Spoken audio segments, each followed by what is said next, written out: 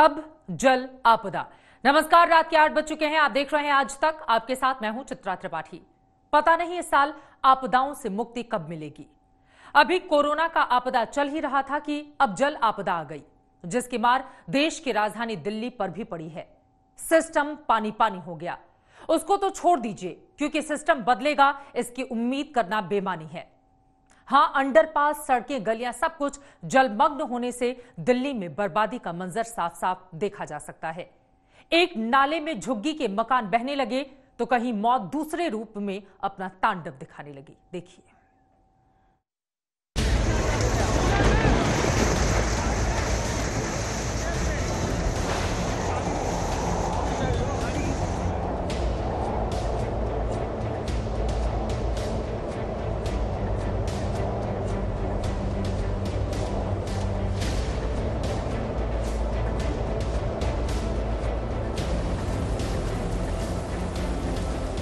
इतवार की छुट्टी वाली सुबह इंद्र देवता ने मानो अपने सारे स्टाफ दिल्ली पर ही लगा रखे थे।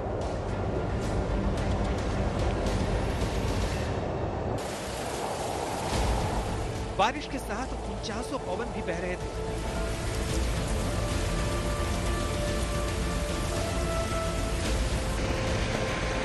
दिल्ली इस बारिश में जी भरकर नहा पाती, गर्मी और उमस की तपिश से निजात पा सकती, ठंडी ठंडी हवाओं में जी भरकर सांस ले सकती कि कुछ घंटों की बारिश में दिल्ली बहने लगी।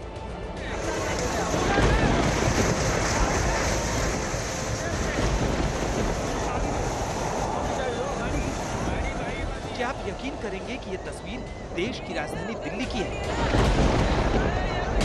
ऐसा लग रहा है मानो सुनामी समंदर की लहरों को छोड़ दिल्ली में बारिश की बूंदों पर सवार हो गई और उसने इस सड़क को तोड़ते नाले में सब कुछ बहा ले जाने की ठान ली।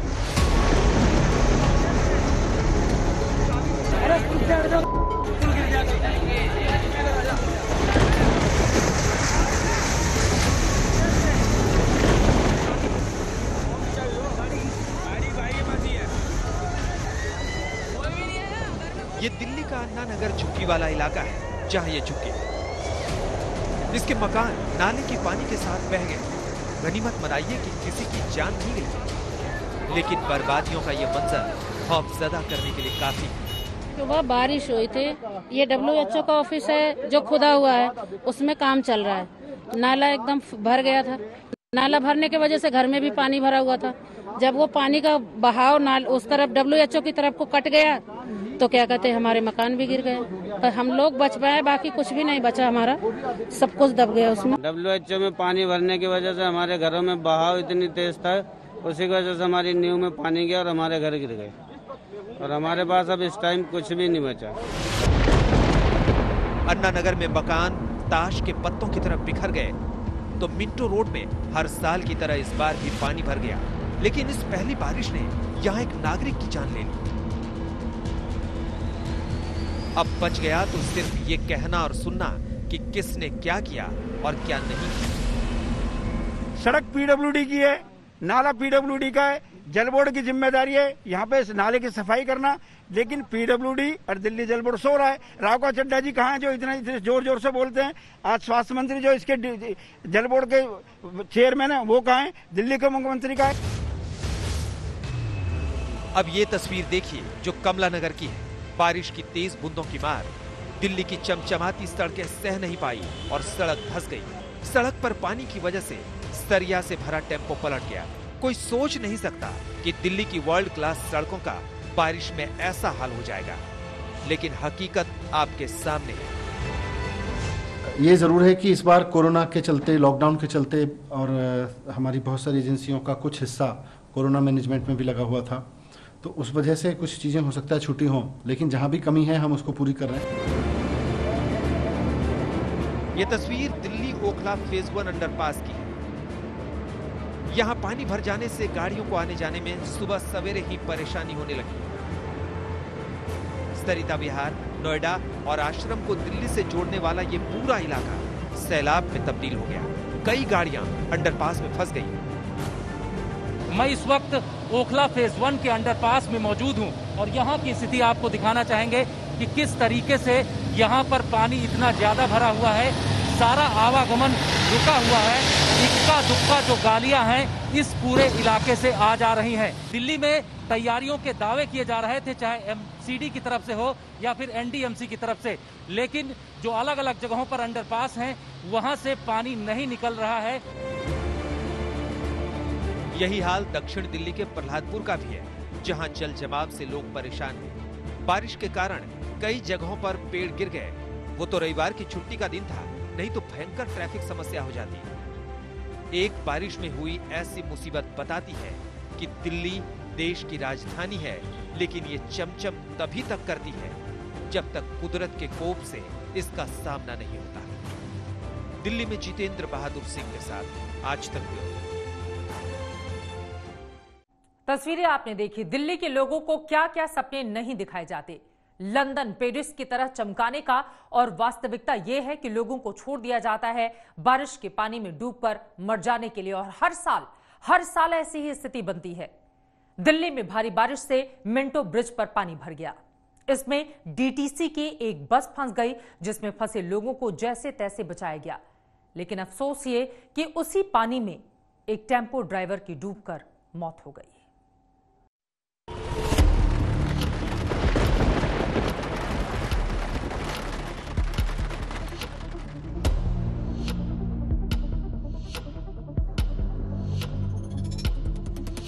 ये दिल्ली में ऐतिहासिक मिंटो रोड ब्रिज की तस्वीर है। अंडरपास में इतना पानी भरा है कि एक पूरी बस ही डूब गई। जान बचाने के लिए सवारियों को छत पर चढ़ना पड़ा। इस पानी में एक टेम्पो वाले की डूबकर मौत हो गई। सिर्फ कुछ घंटे की बारिश में मिंटो रोड पुल का ये हाल हो गया। देखिए कैसे मिंटो रोड अंडरपास में एक बस फंसी है। बस वाले ने पानी से भरे अंडरपास से बस को निकालने की जुर्रत की। उसके बाद क्या हुआ, तस्वीरें आपके सामने हैं। राहत की बात यह है कि बस में सवारी कम थी और जो सवार थे वो इतनी तेज तर्रार थे कि जान आफत में आता देख बस पर चढ़ के दोनों ने राहत की सांस तो ली, लेकिन जान घंटों सांसत में पड़ी रही। इन्हें बचाने के लिए पुलिस और प्रशासन हरकत में आया। आनन फानन में सीढ़ी का जुगाड़ किया गया। रस्सी और सीढ़ी की मदद से एक एक लोगों को सैलाब से बचाया गया। बस वाले तो बच गए, लेकिन यहाँ के पानी में एक लाश मिलने से हड़कंप मच गया। दिल्ली में मिंटो रोड पे तेज बारिश के कारण यहाँ बस फंस गई थी, जिसके बाद अब एक लाश भी यहाँ से निकली है। अभी क्या आपने चेक वेक किया कुछ अभी इनको? हाँ चेक क्या करना सर, वो तो डेड बॉडी ऐसी हो गई, अब उसको क्या चेक करना उनको।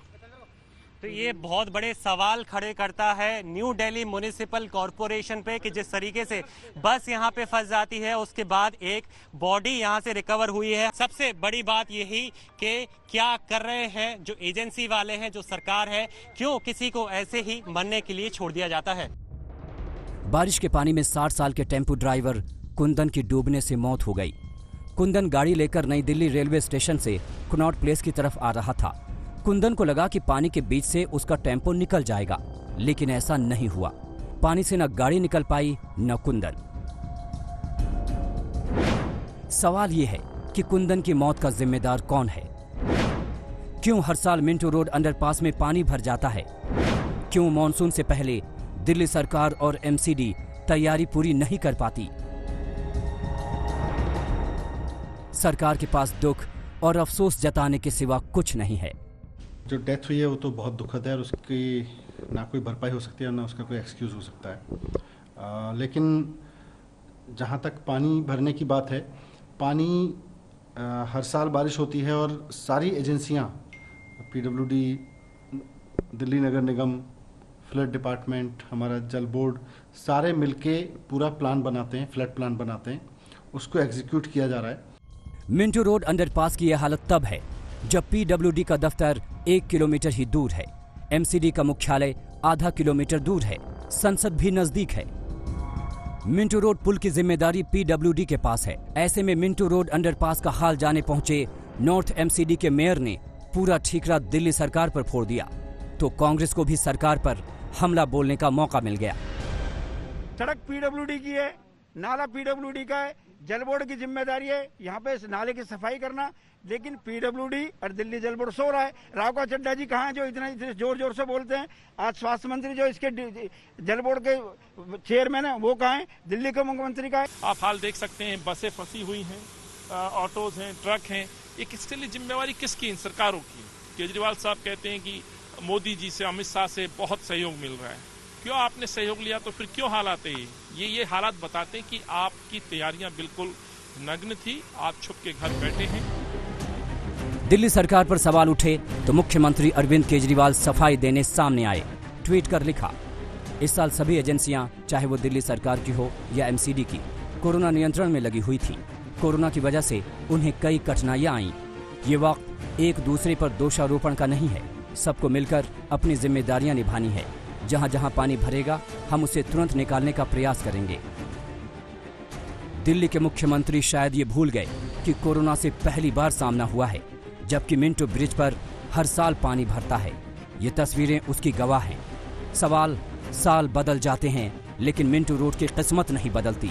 और मिंटो रोड एक तस्वीर है जो दिल्ली के बदसूरत होते चेहरे को दिखाती है और बताती है कि हुकूमतों की बातें होती हैं और बातों का क्या यकीन करना। निखिल लखवानी और सुशांत मेहरा के साथ जितेंद्र बहादुर सिंह, दिल्ली आज तक। दिल्ली के अलग अलग इलाकों को बारिश ने एक समान कर दिया है। हर जगह पानी ही पानी, हर जगह अंडरपास मौत का वारंट लेकर घूमने लगी और हर जगह सड़कों पर गाड़ियां फंसती हुई दिखाई दी।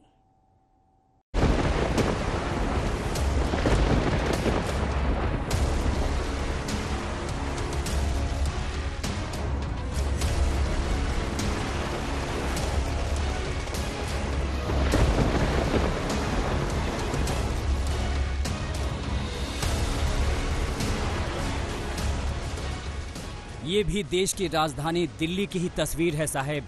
ये जखीरा का अंडरपास है जो पानी भर गया। एक बस ने पार करने की हिमाकत की तो बस जाकर पानी में फंस गई। सवारियों को डूब डूब कर बाहर निकलना पड़ा।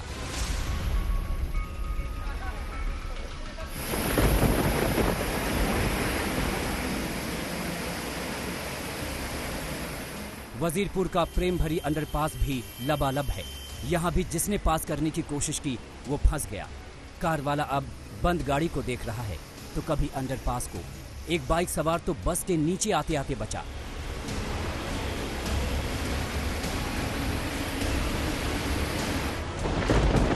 कुछ घंटों की बारिश ने दिल्ली के दिल की तस्वीर भी बदल दी।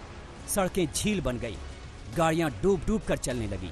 कार तो आधी डूब कर चल रही थी और कार वालों की धड़कनें बढ़ने लगी कि न जाने कब गाड़ी बंद हो जाए। जंतर मंतर का इलाका भी दरिया बन गया। ऐसा लग रहा मानो गाड़ियां तालाब में तैर रही हैं। अब लुटियन दिल्ली का हाल भी देख लीजिए। सड़कें गायब हैं और एक बारिश में यहां पानी ने अचानक कब्जा कर लिया।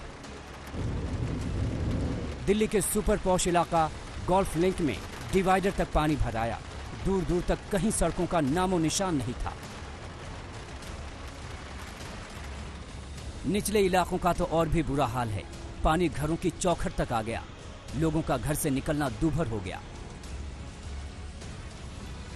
ये है देश की राजधानी, जहां 2 घंटे की बारिश पूरी व्यवस्था पर भारी पड़ जाती है। हर बरसात से पहले बड़े बड़े दावे किए जाते हैं, नालियों की सफाई के डींग हाँके जाते हैं, लेकिन बारिश के बाद दिल्ली की जो बदरंग तस्वीर सामने आती है वो सिस्टम पर न सिर्फ तमाचा होता है बल्कि एक सबक भी छोड़ जाता है कि कुछ तो कीजिए सरकार। दिल्ली से निखिल लखवानी के साथ जितेंद्र बहादुर सिंह, दिल्ली आज तक। बारिश के बाद दिल्ली की बेबसी कैसी है आपने देख लिया। दिल्ली से अब हम आपको लेकर चलते हैं बिहार। उत्तर बिहार का एक बड़ा हिस्सा जलमग्न है। तमाम नदियां अपनी सीमाओं का अतिक्रमण कर चुकी हैं और सरकार अपनी नाकामियों का। इसका नतीजा यह हुआ है कि हर साल की तरह लोगों की जिंदगी में बाढ़ भरी बेबसी के सिवा कुछ बचा नहीं है। सैलाब में सिमटी त्रासदी का नाम बन गया है बिहार। आज तक की टीम जब पूर्वी चंपारण के इन गांवों में नाव से पहुंची तो बाढ़ की विभीषिका से सामना हुआ। बाढ़ का पानी कब तक उतरेगा पता नहीं। तब तक सांप बिच्छू जैसे जहरीले जानवरों का खतरा है, तो साथ ही पानी जम जाने से बीमारी पनपने का भी डर है। बिहार में बाढ़ एक मौसम की तरह आता है। लोगों को मालूम है जब बारिश ज्यादा शुरू हो जाएगी तो नदियां उफनते हुए उनके घरों को लीलने की कोशिश में आगे बढ़ते रहेंगी।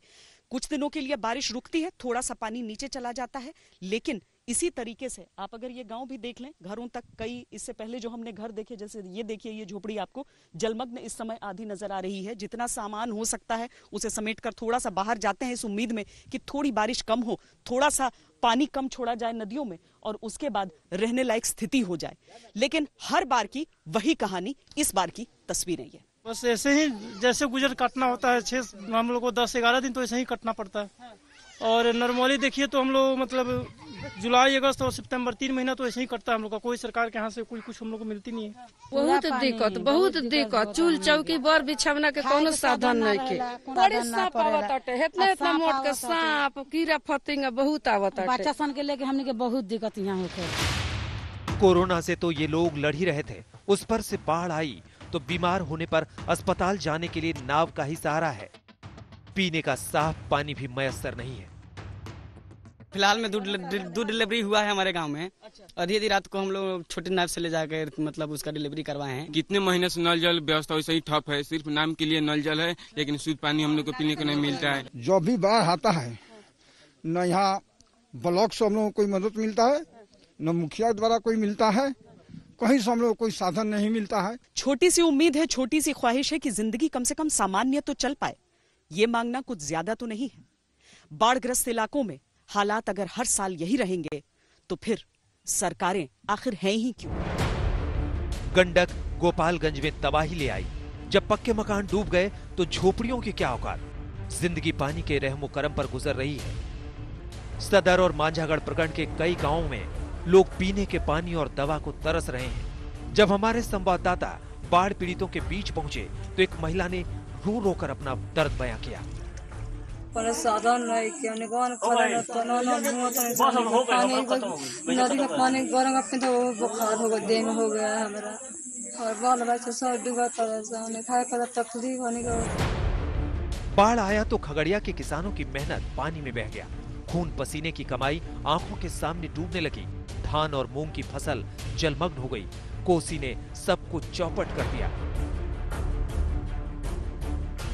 जहाँ पानी वो काफी तेजी से प्रवेश कर गया और धान वगैरह का फसल चौपट हो गई है। मकई का जो 25% 30% खेत में लगा हुआ था वह भी बर्बाद होने के कगार पर है। सुपौल में कोसी नदी के साथ साथ नेपाल से बहकर आने वाली तिलियुगा नदी भी आंखें दिखाने लगी। सड़क पानी में बह गया। सैलाब से बिहार के 8 जिलों में फिलहाल तबाही मची है। दरभंगा, खगड़िया, सीतामढ़ी, मुंगेर, छपरा, मधुबनी, मधेपुरा और मुजफ्फरपुर में सब कुछ डूबा डूबा है। बाढ़ के पानी से दरभंगा का कुशेश्वर स्थान का इलाका समंदर बन गया। नेपाल में भारी बारिश की वजह से दरभंगा में बागमती नदी उफान पर है। वहीं कमला बलान नदी भी कम रौद्र रूप में नहीं है।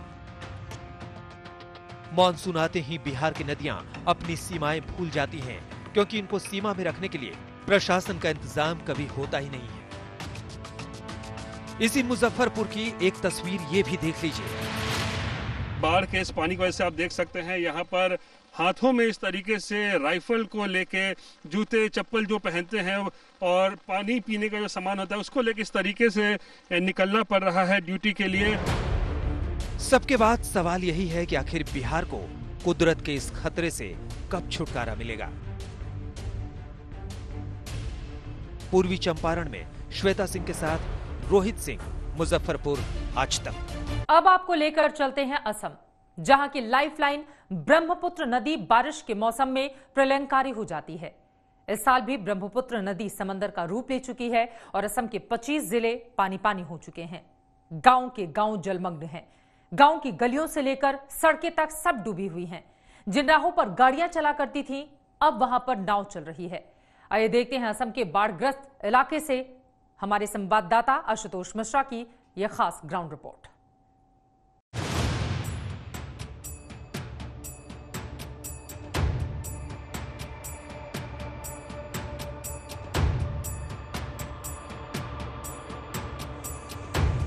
बाढ़ ने तो असम को तबाह कर डाला।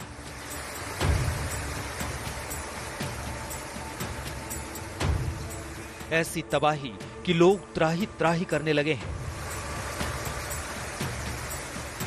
असम में बाढ़ ने ऐसी विनाश लीला दिखाई है कि इंसान तो इंसान, बेजुबान जानवरों को भी जान के लाले पड़ गए।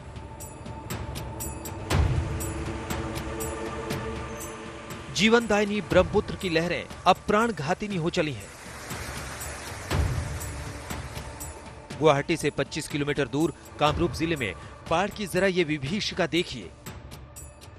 आज तक पहुंचा है बाढ़ प्रभावित असम में, जहां लगभग 27 लाख लोग बाढ़ की चपेट में हैं। ब्रह्मपुत्र जैसी नदियों का जैसे ही स्तर बढ़ा, आसपास कई सारे गांव जो हैं असम के 25 जिलों में जलमग्न हो गए हैं। मैं जिस नाव पर खड़ा हूं ये कोई तालाब नहीं है, नाव चलने का इलाका नहीं है। ये गुवाहाटी से महज 25 किलोमीटर दूर राजाबारी का इलाका है कामरूप जिले में, और जितने गांव यहाँ पर ईंट के भट्टे थे ये सारे जलमग्न हैं। ये जो पानी का आपको सैलाब दिख रहा है, ये तस्वीर तब है जब पानी का जलस्तर पिछले 24 घंटे में कुछ घटा है। आपको ये भी बताऊं कि दरअसल ये खेती का इलाका है। यहाँ पर कुछ दिनों पहले तक खेत थे जहाँ पर किसान अपनी आजीविका कमाते थे, मेहनत करते थे, लेकिन जैसे ही पानी का स्तर बढ़ा, बारिश हुई, सारे पानी ने इस पूरे इलाके को जलमग्न कर दिया है। ये असम के कामरूप जिले का राजाबारी गांव है। जहां तक नजर डालिए पानी ही पानी है। सैलाब में डूबे गांव को देखकर आपको शायद ही यकीन हो कि पानी के भीतर किसानों की लहलहाती फसलें भी हो सकती हैं। गांव के भीतर जाने वाले हर रास्ते पर पानी ने अपना साम्राज्य स्थापित कर लिया है। लोगों की जिंदगी अब नावों पर आ गई है। सरकार की मदद तो पहुंच रही है, लेकिन मुश्किलें इतनी हैं जिनसे पार पाना आसान नहीं है। थोड़ा राहत मिला है, पानी बहुत ज्यादा कम हुआ है, लेकिन इसका बाद अगर और पानी बढ़े, आज तो पानी कमती नहीं हो रहा है, थोड़ा रुका हुआ है। अगर इसका बाद और ज्यादा आएगा तो और पानी आएगा तो और मुश्किल बढ़ जाएगा। आदमी यहाँ खाने का पानी के लिए बहुत ज्यादा तकलीफ है। गांव के भीतर तमाम घर जलमग्न हो चुके हैं। जरूरत का सामान लाने ले जाने के लिए बस नाव का ही सहारा है। कुदरत की मार असम पर ऐसी पड़ी है कि कई जगहों पर पानी का स्तर इतना है कि सड़कें अब जलमग्न हो गई हैं। इस गांव में ये देखिए, जो तमाम आसपास के लोग हैं, इन्हें जहां कुछ इलाके तो सड़कों से लगे हुए हैं, जहां पर अभी भी स्थिति उतनी बदतर नहीं है, लेकिन इस गांव से लेके ठीक दूसरी तरफ जो उधर के गांव है, जो मैं कैमरा पैन करके दिखाने की कोशिश कर रहा हूं, उस तरफ के अगर गांव पे जाना हो तो अब सड़कें नहीं हैं। और ये जो खेती का इलाका है जहां से चल के जा सकते थे, अब वहां नावों का सफर तय करना पड़ता। और इसीलिए जो परिवार है अपने बच्चों के साथ जो आगे बढ़ रहे हैं, उन्हें अब जहां पर वो कभी पैदल चल सकते थे, अब नाव का सहारा लेना पड़ रहा है। ये असम में बाढ़ग्रस्त असम की तस्वीर है। गांव में इस कदर पानी भरा है कि लोगों की जिंदगी नाव पर आ गई है। कुछ भी सामान लेने जाना हो तो नाव से ही निकलते हैं। हम लोग का रास्ता नहीं है ना, घर में पूरा इतना जल हो गया, कैसे रहेगा अभी? तो कैसे लेके जाते हैं बच्चों को? नौकों से चलता है, हम लोग चला अपने नौकों से करता है। खाने पीने के लिए आपके पास कुछ? थोड़ा खेती किया तो तल गया सब।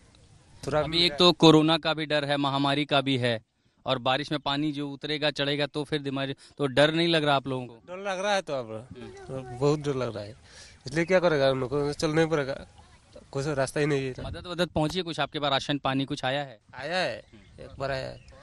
राशन पानी आया है? हाँ, थोड़ा सा आया है। गांव का बच्चा हो, बूढ़ा हो या फिर जवान, गांव में आने जाने के दो ही विकल्प हैं, या तो नाव से जाएं या फिर कमर भर पानी में उतरकर चलें।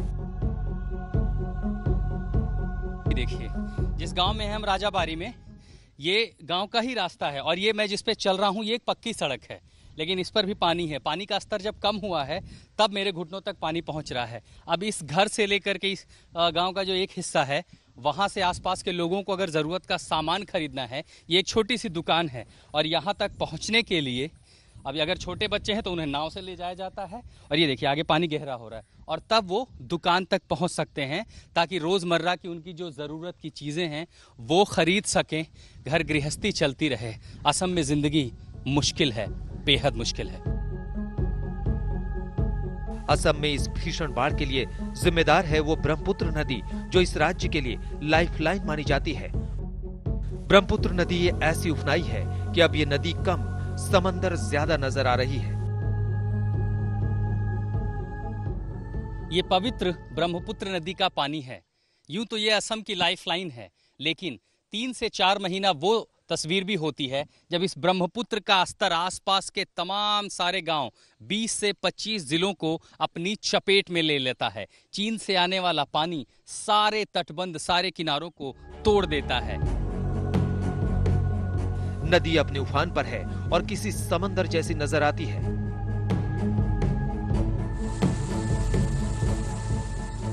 ब्रह्मपुत्र में बाढ़ की वजह से हजारों लोगों के आशियाने डूब गए। घर बार छोड़कर लोग जान बचाने के लिए तटबंधों पर आ गए हैं, प्लास्टिक और बांस की झोपड़ी में आ गए हैं।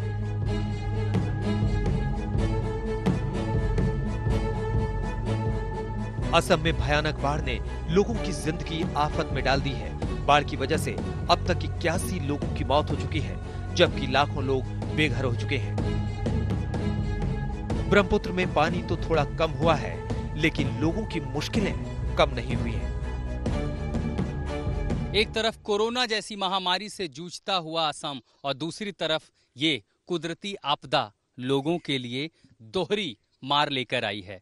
महामारी से बचें तो बाढ़ की चपेट में आ चुके हैं और हजारों लाखों विस्थापित लोगों के सामने अब इस बाढ़ के बाद दूसरी महामारियों का भी खतरा है। राज्य सरकार अपनी ओर से मदद की हर कोशिश कर रही है, लेकिन फिलहाल मदद नाकाफी है। जहां तहां लोग शरण ले रहे हैं, लेकिन कुल मिलाकर तस्वीर ऐसी है कि अभी असम को और ज्यादा मदद की जरूरत है। कामरूप जिलों में राजाबारी गांव से असम में संजय कुमार के साथ मैं आशुतोष मिश्रा, आज तक। असम में बाढ़ की विभीषिका में इंसान और जानवर दोनों परेशान हैं। इंसानों के घर बार डूबे हैं और हजारों लोग राहत शिविरों में हैं। तो वहीं काजीरंगा नेशनल पार्क का 90% हिस्सा पानी में डूब चुका है। बड़ी तादाद में गैंडे, हाथी और ऊंचे ऊंचे इलाकों पर तमाम जानवर पहुंच रहे हैं। हाथियों का झुंड हाईवे पर पहुंचा तो एक विशालकाय गैंडे ने हाईवे पर ही हंगामा मचा दिया।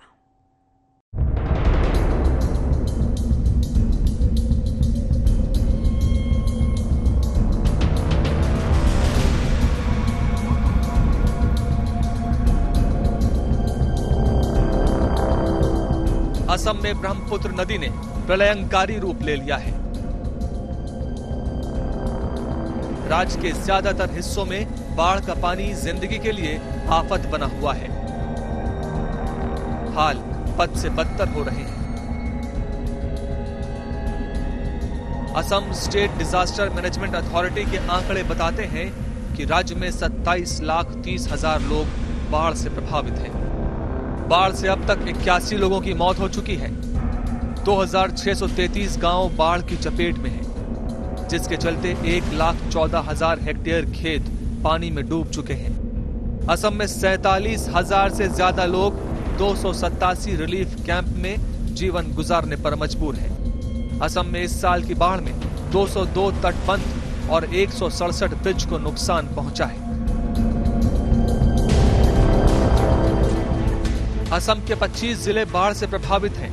जिन जिलों में बाढ़ ने सबसे ज्यादा तबाही मचाई है वो हैं धेमाजी, लखीमपुर, नलबाड़ी, बारपेटा, बोंगाई गांव, कोकराझार, धुबरी, गोपालपारा, कामरूप, मोरी गांव, नागांव, गोलाघाट, जोरहाट, माजुली, शिवसागर, डिब्रूगढ़ और तिनसुकिया। काजीरंगा नेशनल पार्क से निकलकर गजराज अपने परिवार के साथ नेशनल हाईवे नंबर 37 पर आ गए हैं, क्योंकि गजराज के परिवार के पास बाढ़ की विभीषिका में बचाव का कोई दूसरा रास्ता नहीं था। और यहाँ देखिए, गैंडों के लिए मशहूर काजीरंगा पार्क से निकलकर एक गैंडा भी हाईवे पर आ गया और सुस्ताने लगा। वन कर्मियों ने गैंडे को जंगल में वापस भेजने के लिए कड़ी मशक्कत की, तो गैंडा गांव की बस्ती में भाग गया, जिससे हड़कंप मच गया।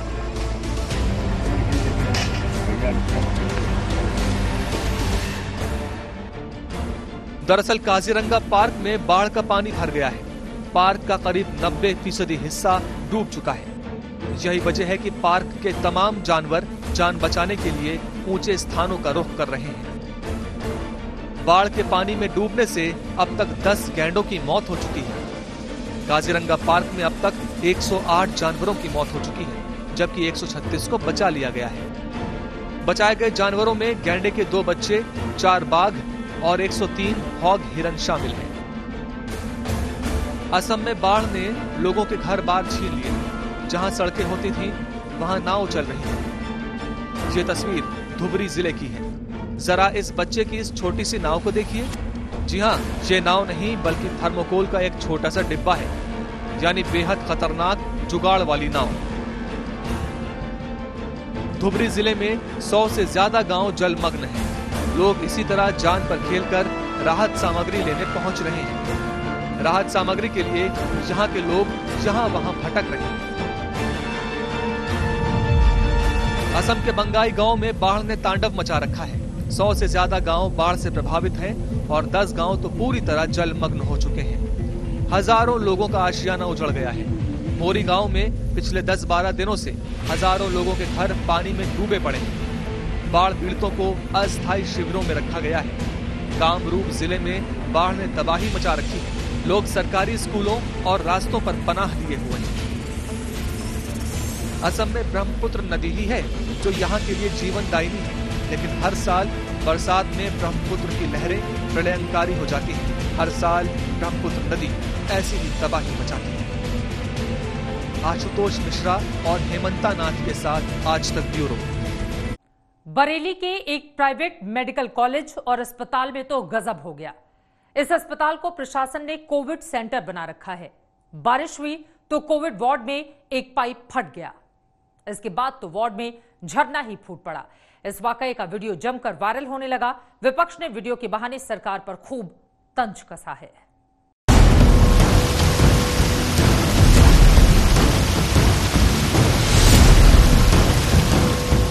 बरेली के मेडिकल कॉलेज में कोरोना मरीजों के लिए आया है आसमानी सैनिटाइजर। जी हां, आसमानी सैनिटाइजर। देख लीजिए, बरेली के मेडिकल कॉलेज में नया आविष्कार। छत से पानी का झरना फूट पड़ा है। नीचे कोरोना संक्रमित मरीजों के बेड लगे हैं और आसमान से पानी की लहरें नीचे गिर रही हैं। पूरा वार्ड पानी पानी हो रहा है। देखकर लोग भ्रम में पड़ जाएं कि ये कौन सा करिश्मा है। अस्पताल के कोविड वार्ड में पानी की ये धार कहां से आ रही है? क्या अस्पताल वालों ने वार्ड को सैनिटाइज करने का कोई नया तरीका इजाद किया है? कोविड हॉस्पिटल में मूसलाधार पानी गिरने का वीडियो अब वायरल हो रहा है। राजनीतिक दल जमकर चुटकी ले रहे हैं। पूर्व मुख्यमंत्री अखिलेश यादव ने वीडियो ट्वीट किया और चुटकी लेते हुए लिखा, ये है उत्तर प्रदेश में क्वारंटाइन सेंटर का हाल। पानी नहीं पर झरना बह रहा लगातार। कांग्रेस नेता प्रियंका गांधी वाड्रा भी इस मौके पर कैसे चूकती। उन्होंने ट्वीट करके इस वीडियो के कैप्शन में लिखा, मरीज परेशान हैं, स्वास्थ्यकर्मी परेशान हैं, लेकिन सरकार के मुखिया सदी का सबसे कमजोर वायरस जैसे बचकाना बयान देकर जवाबदेही से मुंह फेरे हुए हैं। बरेली कोविड अस्पताल का हाल देखिए। कोविड वार्ड में झरना फूट पड़ा है। आखिर ये पूरा मामला क्या है, हम आपको बताते हैं। दरअसल बरेली के राष्ट्रीय हॉस्पिटल और मेडिकल कॉलेज को जिला प्रशासन ने कोविड सेंटर बना रखा है। बारिश के दौरान रेन वाटर पाइप फट गया। देखते ही देखते अस्पताल का वार्ड तालाब में तब्दील हो गया। काफी देर तक ये पानी यूं ही बहता रहा। इसका वीडियो बनाकर किसी ने वायरल कर दिया। तो ये पता चला कि कंस्ट्रक्शन एक्टिविटी के कारण वहाँ पे एक प्लम्बिंग फेलियर हो गया था, जिसके कारण ये एकदम से रेन वाटर गिरने लगा बरसात के समय। तत्काल जो है वहाँ से जितने भी रोगी भर्ती थे उनको हटाया गया और रिपेयर कल ही इसको करा के ठीक कर दिया गया। अभी स्थिति कंट्रोल है। एक रेन वाटर के पाइप ने इस अस्पताल प्रशासन की सारी लापरवाहियों को उजागर कर दिया। अब रेन वाटर पाइप की तो मरम्मत हो गई, लेकिन उसको लेकर अस्पताल से लेकर सरकार तक की जो फजीयत हुई है उसका कोई हिसाब नहीं है। कृष्ण गोपाल, बरेली, आज तक। एक तो कोरोना की मार, ऊपर से अब ये जल आपदा। ये दोनों खत्म कब होंगे, अपने आप में बड़ा सवाल है।